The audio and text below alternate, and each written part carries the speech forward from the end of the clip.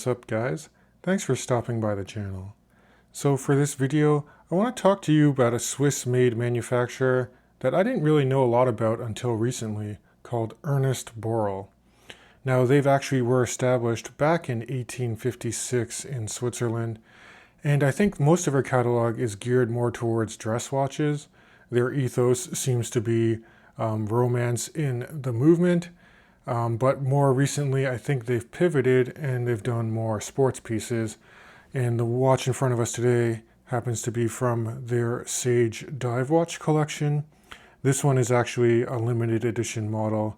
It's one of 999 pieces, and the retail price is just over 1,000 Swiss francs. Now, to be fully transparent to you, this watch was sent into the channel for free by EEB Distribution Limited. They are the corporation that owns Ernest Borel, as well as other brands like Eterna. And of course, Eterna makes ETA movements, probably the most common Swiss movement that's out there. But I don't have to return this watch after the review, and if there's any type of discount code or affiliate links, I will leave it in the description of this video. Starting off with case dimensions, I believe their website says it's a 41 millimeter dive watch. I measure the diameter at 40.8 millimeters. The watch head is done in full 316L stainless steel. The lug to lug distance between my thumbs here is 49.7 millimeters. And then in terms of thickness, it's only 12.4 millimeters thick from the bottom of that screwed down case back, which does have a sapphire display window, and then to the top of another flat sapphire crystal that does carry some anti-reflective treatment on the underside. In terms of lug spacing, so this strap is an even 20 millimeters. It's actually a very supple FKM rubber, which I like, and it tapers down to about 18 millimeters before you hit the Ernest Borel signed clasp. And it's a twin trigger deployment here, high polish on the scissor portion of a clasp. One thing to note is that I'm already on the last hole that keeps the strap to the clasp here. So if you have a very large wrist, you might want to invest in one of their bracelet options, which are found in some of their other dive models. What I do like is that they brand their own strap on the underside. It's got a nice cross stitch weave pattern. The only other thing I will say is that this green is quite bright, and it does match the green sunburst style, but I would have preferred something a little more subdued. And in fact, I've actually tried this watch on more muted straps, and I think that's a good option as well. And here's a quick in-studio wrist shot, just to show you how this watch would wear on a 7.5 inch wrist size, which is 19 centimeters in circumference, if you're going with the metric system. In terms of weight, it's actually very good. The watch head and strap only weigh in at 103 grams, which is great for all-day comfort. But again, if you don't like the color of a strap, with that even 20 millimeter spacing, there's a host of aftermarket strap options available to you. Alright, so with this limited edition, you're getting quite a bright color option that's here. If you want more of a traditional diver with a matte dial, you can get that in their catalog. But this one is that bright green sunburst, and it plays well against a lot of the polished and other color accents on the dial.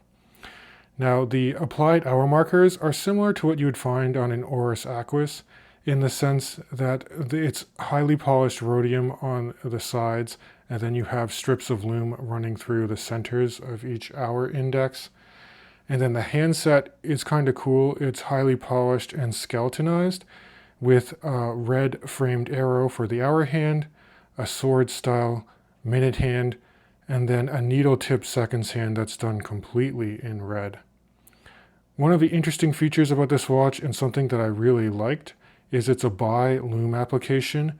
So in low lighting situations, the orange accented hour markers at the 12, 3, 6, and 9, as well as the minute hand, will glow orange, and then the remaining hour markers, as well as the hour hand, will glow green with Swiss Superluminova. That's fairly potent as well. One thing is, I do wish they would have also loomed the pip on the bezel insert at the 12. That would have aided in orientation, but they didn't choose to go that way. Instead, you have a fully done aluminum black insert with white graduations, and it's actually a 60 click unidirectional bezel.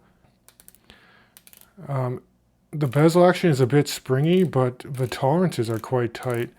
I actually like this action a fair bit, and in terms of alignment, everything lines up the way it should. And it also lines up with the chaptering that they did, which runs from 1 to 12 hours. And then inboard of that, you do have a running minute track in between all of the applied indexes. There's also a date window that's framed at the 3 o'clock position. And then just above the 6 o'clock, you do have the 200 meter water resistance designation. It says limited edition and automatic. So in terms of the automatic caliber inside this watch, they're either going to use an ETA 2824 or a Sellita SW200. I don't think they specified, and it's actually a bit hard to discern just by looking at the case back because part of the movement is obscured. But you do have a nice Ernest Borel signed rotor, so that's kind of cool. Obviously the movement can be set via the crown, which has crown guards and is screwed down and signed with the Ernest Borel logo. One potential point for improvement for me is that I wish they increased the size of the crown. It's 5.9 millimeters in diameter, and it's not the easiest to grip with gloved hands, but it is well guarded against shocks with the crown guards that they utilized. Another feature that I really like is the finishing on this watch is done very well. You got different layers of brushing on the sides of the case and the hoods of the lugs, but a very fine polished transitional bevel line between those individual elements. And I like how they truncated the lugs too. It's not sharp, but you can see how they're kind of squared off and they taper down towards the end, which I think aids in the comfort when wearing this watch on the wrist. So that is my quick overview of this Ernest Borel watch. In terms of elements I do think it's got really good loom for a dive watch. I think the strap is very supple and comfortable, although it is a little bit short. So do consider that if you have a very large wrist size. I think the bezel action is quite good, and I kind of missed having 60 click bezels, so I'm happy they went in that direction. And the colorway, while it's not something I would normally gravitate towards like in a boutique, it's really starting to grow on me. And I mean, to me, this really screams more of like the festive season of Christmas if you're into like the green and red that's there. But it could be a daily as well because it is so comfortable. And it is kind of priced at the higher end of what I would expect for a watch in this category. At the around $1,000 price range, you're getting so much competition that is out there. But I mean, if this colorway speaks to you, I would say definitely go for it. It's a well-constructed watch. And again, I would like to thank EEB Distribution for sending this watch for the review. And as always, if you have particular feedback on this Sage Diver or anything else in the Ernest Borel catalog, please put it in the comment section of this video. And if you do enjoy this content, consider subscribing to my channel. It really does help me out. So that's going to wrap up this one, and I can't wait to catch you guys in the next video.